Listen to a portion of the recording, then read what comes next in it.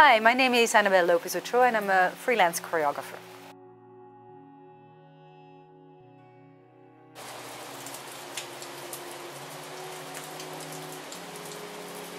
I started choreographing when I was 11 years old in school, and at that time it became my passion already. So whenever I had an opportunity in companies to do a workshop, I would be raising my fingers and saying, yeah, I'm doing it. And so in Scipino Ballet we had a yearly workshop, and the director, Ed Ruber, gave me an opportunity, after seeing 2 of my works, gave me an opportunity to make a small piece for Tools, the Tools program. And then from there on, some schools were asking for my work, and I did the workshop of the Dutch National Ballet in 2002. And that piece really opened doors. That was the piece before after that was later invited at Fall for Dance in New York. And then the ball went rolling from, one little piece of 7 minutes into pieces for, international companies. It was a class just before the Christmas break. Our teacher came in and we were standing at the bar, being really scared of her. And she was like, no, today we are going to do something else. I'm going to leave you for 1 hour. You choose a friend. This is the music. The pianist will play it once in a while for you. It's 1 minute long and you'll make movements in space. And I had no idea what she meant. It was very abstract. So we fooled around, we played around for like an hour, and then we came up with this very simple dance. And I loved it. I just loved the fact of being in the studio and creating something and then presenting it and connecting with an audience watching it. And I thought, if I could do that for the rest of my life, that would make me the happiest person on earth. So I always try to find opportunities to feel 11 years old. That's basically, my aim. So yes, I do prefer the studio time than actually the actual performance time when I choreograph. I think as a choreographer, that's the real communication. And hopefully when it comes on stage, you're hoping it relates also to the people in the audience. I knew already from a young age that I first had to have a dance career to understand how to create dances, to understand, how to communicate with dances, how it works to tell the stories into movements.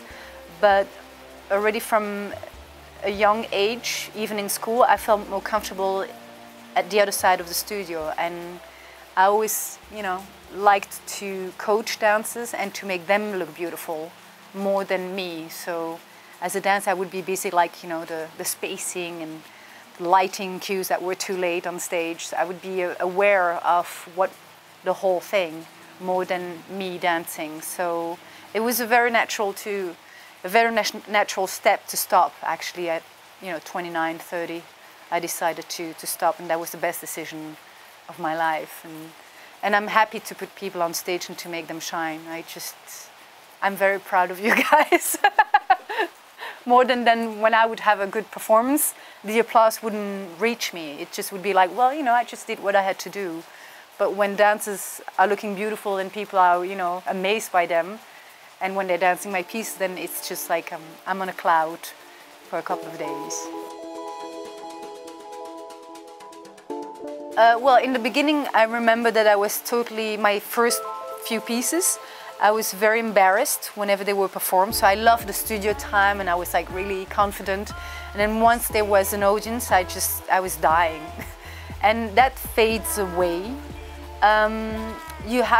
There's a moment where you have to trust your dancers that they are the vehicle to transport and transcend the idea you have. It's not anymore your piece once it goes on stage, it's the dancer's piece, and you're trying to make them ready to tell their stories, not my story, because otherwise it just doesn't, it's not interesting. So yeah, I had my range of bad reviews, and I have a thick skin. At least it's thicker than when I started 7 years ago. And I think it's, I have an opinion about everything I see. Dancers have an opinion, so of course dance critics have also their opinion. And I respect them.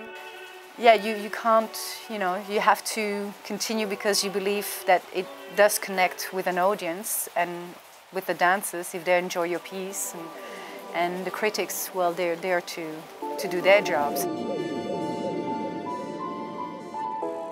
Yes, when I don't see myself anymore in the choreography, when dancers are so on top of the steps of what it means that it looks like they've created it. That's, for me, the most fulfilling moment as a choreographer.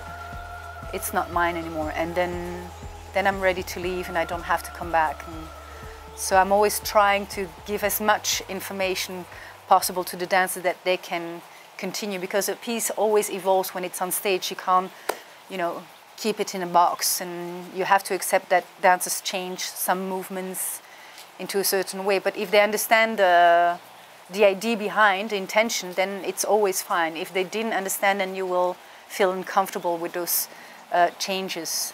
So yeah, that's like, it happens rarely, but when it happens, sometimes on 10 shows it happens once, that you have the impression that the dancers created that at that moment, then it's cool.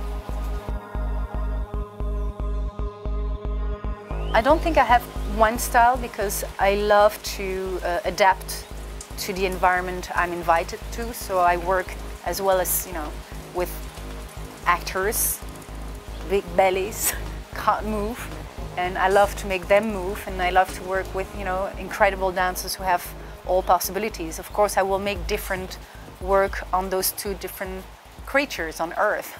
So I don't know. I think,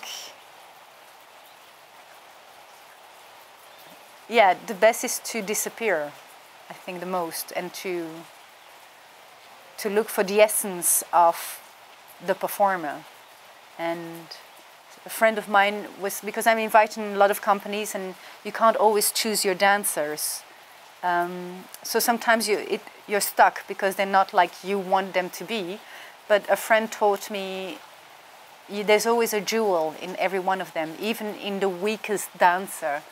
It's just up to you to find it during those 3 weeks you have. So now I'm less frustrated when I don't get immediately what I want. It's just like I'm investigating and observing, observing the dancers while they work, to see where's their jewel, what is it that they don't show me immediately, because they want to be perfect, and perfection is not interesting. It's the uniqueness of people. So I try every time I make a piece to try to see and highlight that uniqueness. So I think that's why all my pieces are so different, because every time I work in another company. Sometimes it's time. The economy doesn't help right now to give a choreographer time to dig into a piece, to dig into the people performing the piece. So you have to make stuff really fast, and you see it perform, and sometimes you think, if I would have had 3-4 days more, we would have gotten there. But you just have to accept the rules of our times, that there is not enough money to to create the time for you to create beautiful pieces. So that's frustrating.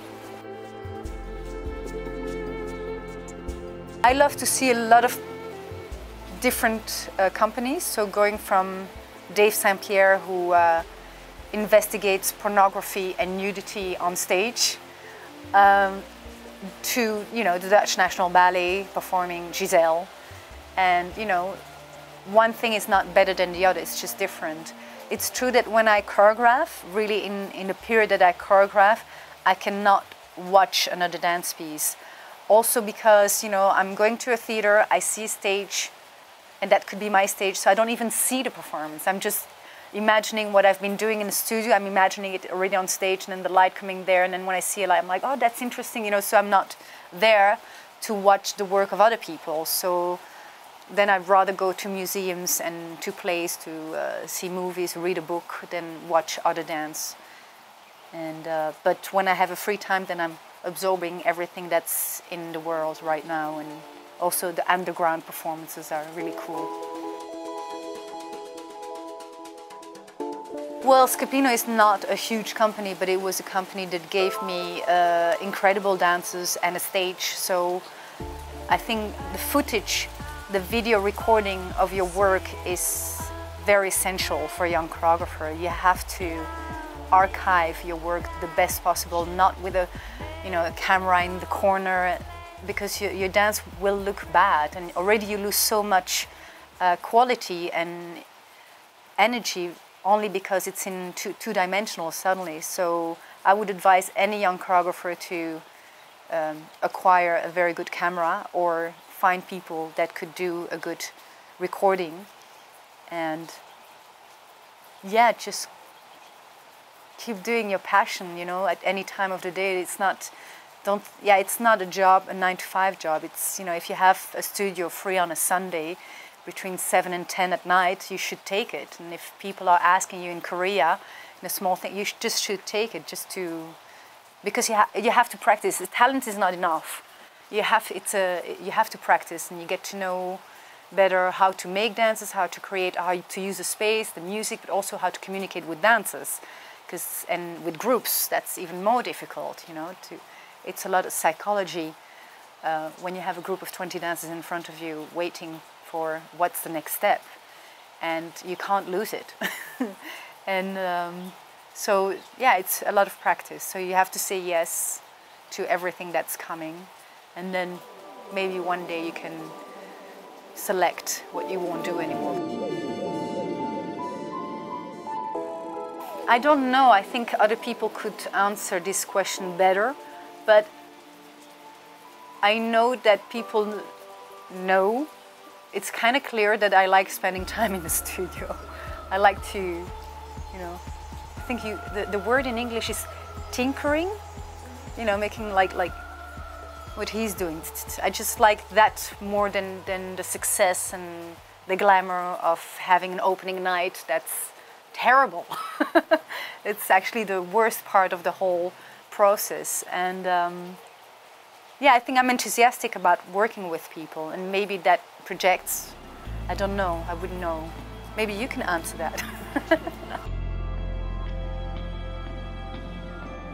Yeah, there's a part to it, especially when you're starting, emerging, you have to get your name out there, and you have to sometimes work. Because in the studio, that's no work, that's fun, that's the fun part.